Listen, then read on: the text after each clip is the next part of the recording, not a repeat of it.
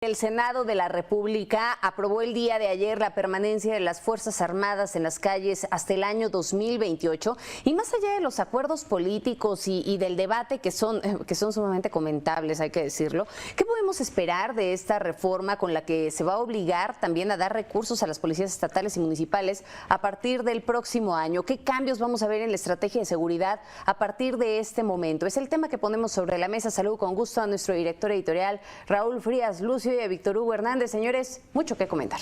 Hola Magda, quiero saludarte, Víctor. Buen debate, ¿no? ¿Cuál te gustó más? ¿El de Napo, el de Lili, el de...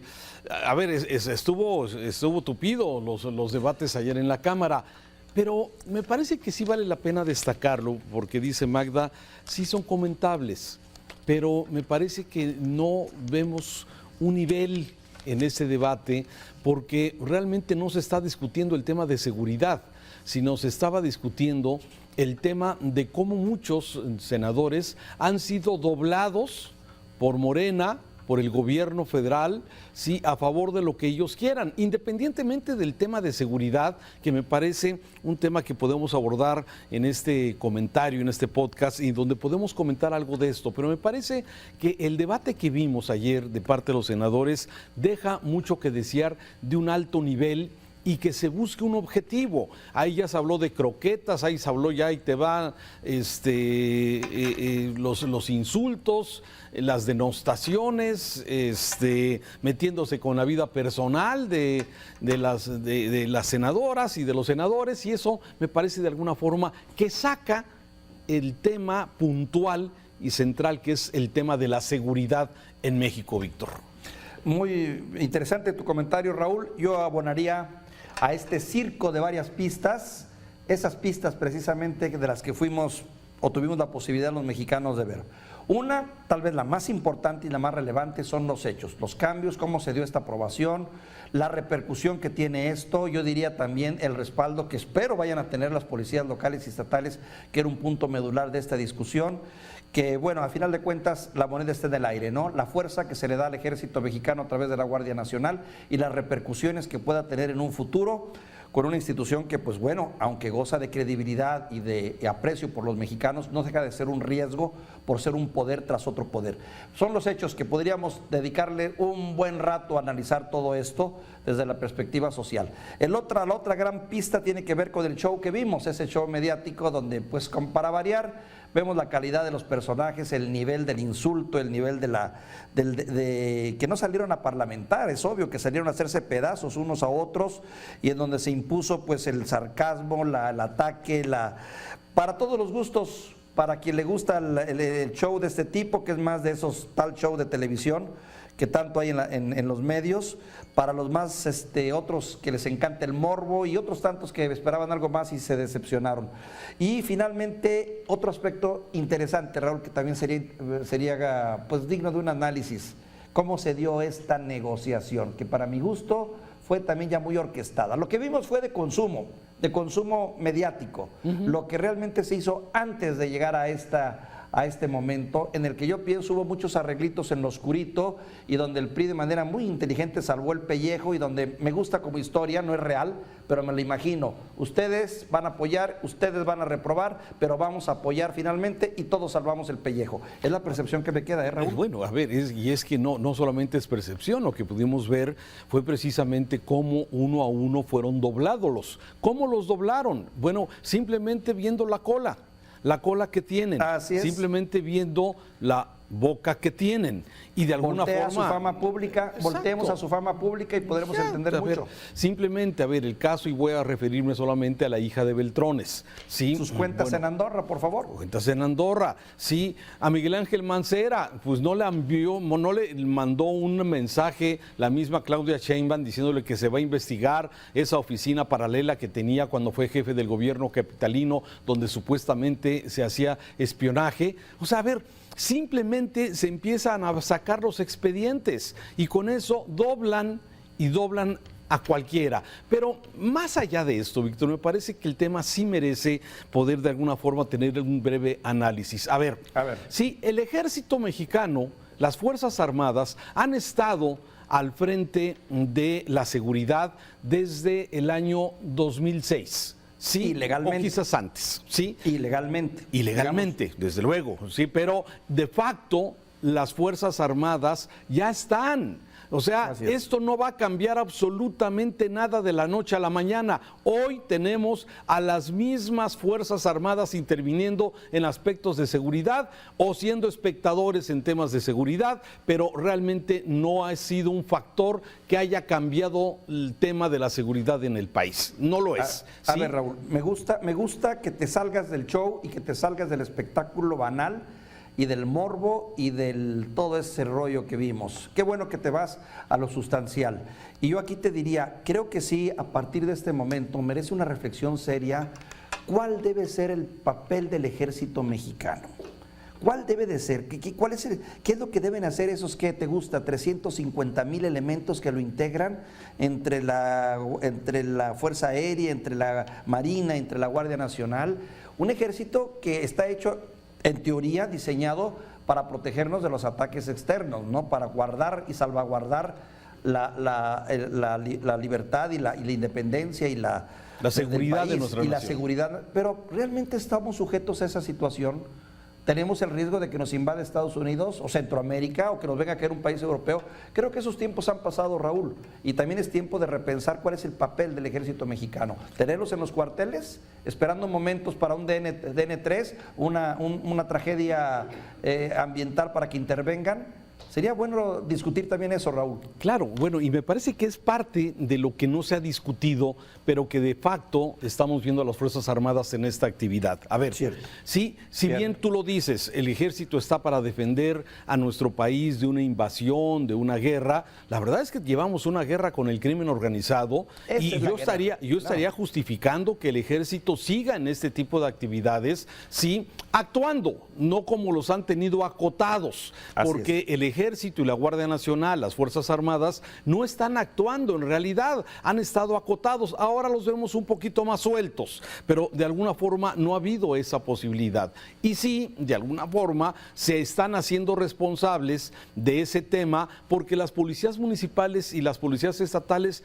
no están capacitadas, están mermadas, no tienen los recursos, el gran esfuerzo que hacen, y que lo vemos en muchas ciudades, sí, la verdad es que pareciera que ellos, el tema del crimen organizado, pues nada tienen que ver o tienen mucho que ver.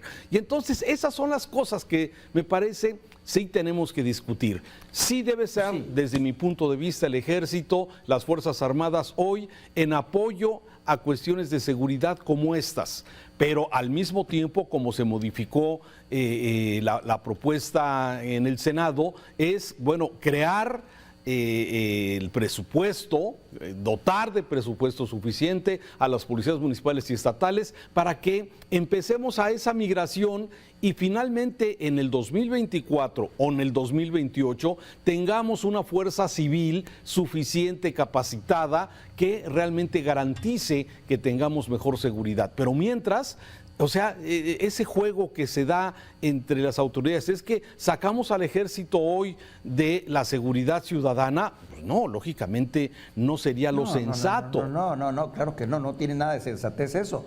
Al contrario, lo que hay que es afinar sus funciones y su papel. Totalmente que tiene. Y por otro lado, Raúl, hay que recordar, no solo la inseguridad, Raúl, es más, bueno, no sé en estas alturas, ¿qué tanto es más lo que pesa? ¿El crimen organizado, el narcotráfico, el trasiego de drogas o el crimen o el común diario que ocurre todos los días en las calles de miles, de cientos de poblaciones o de los 2.500 municipios, que va en el robo, el asalto, el robo en el banco, en el trolebús, el asalto, el que se mete en la casa, el que te roba el celular?